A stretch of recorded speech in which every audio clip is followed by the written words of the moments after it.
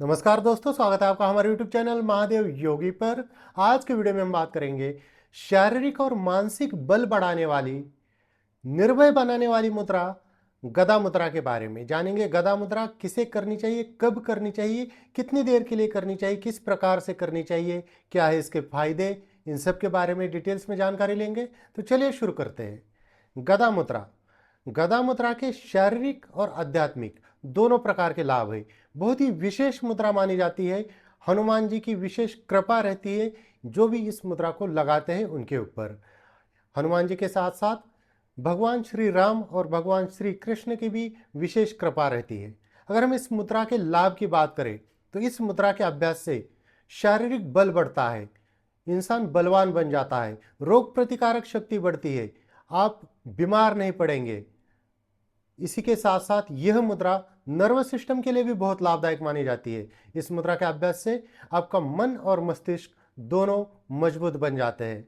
इस मुद्रा के अन्य लाभ की अगर हम बात करेंगे तो शरीर के साथ साथ यह मन के ऊपर भी बहुत काम करती है। तो जो भी साहस वाले डिसीजन लेने होते हैं उसमें यह मुद्रा बहुत लाभदायक होती है।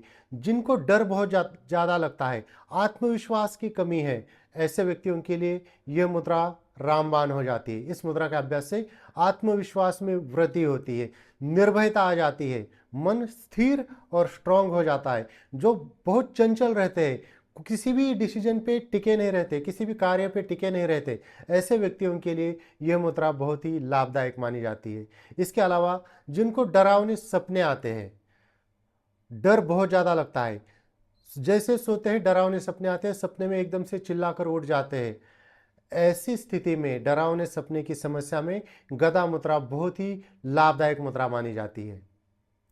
इसी के साथ साथ किसी भी प्रकार की अगर बाधाएं हैं वे भी दूर हो जाती है। इस मुद्रा के अभ्यास से आप आध्यात्मिक दृष्टि से भी पूरी तरह से सुरक्षित हो जाते हैं।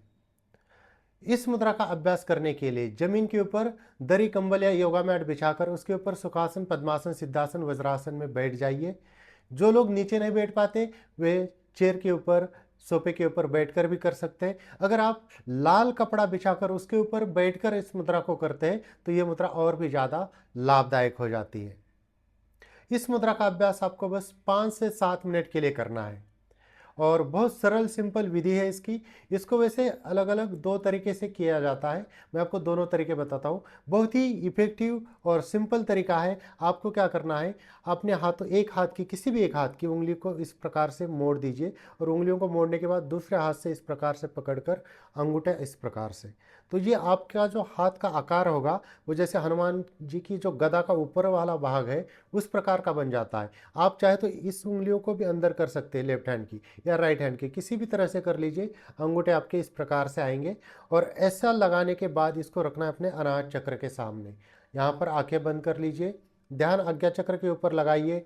हनुमान जी का चिंतन करते हुए प्राणायाम करना है, पूरक, कुंभक और रेचक। डीप ब्रीदिंग करनी है या प्राणायाम करना है इस प्रकार से, या आप इस मुद्रा को लगाकर हनुमान चालीसा का पाठ भी कर सकते हैं।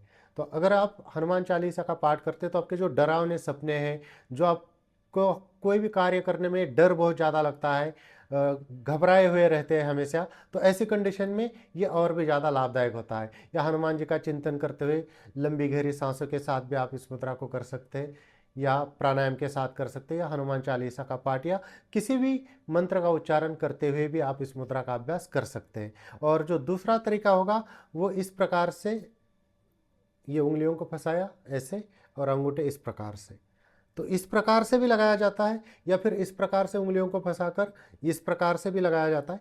लेकिन बहुत इफेक्टिव होता है आप इस प्रकार से लगा दीजिए। ये मोड़ दिया, इसको इसके ऊपर दबा दीजिए और ये, और इसको आप अनाहत चक्र के सामने रखिए या फिर ऐसे सामने अपने स्वादिष्टान चक्र के सामने भी रख सकते हैं। बस आपकी रीढ़ की हड्डी सीधी होना अनिवार्य है, रीढ़ की हड्डी को सीधा होना चाहिए। और ऐसे रखकर आंखें बंद करके ध्यान यहाँ पर आज्ञा चक्र के ऊपर, और हनुमान चालीसा का पाठ पाठ जब करेंगे तो आपको जोर से उच्चारण करने की जरूरत है, मन ही मन कर सकते हैं। मानसिक जप करना है आपको पाठ का, या लंब सांसों के ऊपर फोकस करते हुए ध्यान आज्ञा चक्र पे रहेगा। हनुमान जी को याद कीजिए और लंबी सांस भरिए, रोक कर रखिए सांस को, और धीरे धीरे बाहर निकाल दीजिए। तो इस प्रकार से भी कर सकते हैं। तो दोस्तों, यदि कुछ जानकारी गदा मुद्रा के बारे में इसी प्रकार से और जानकारी के लिए हमारे चैनल को सब्सक्राइब कीजिए, इस वीडियो को लाइक कीजिए, अपने दोस्तों के साथ शेयर कीजिए। स्वस्थ रहिए, मस्त रहिए। धन्यवाद।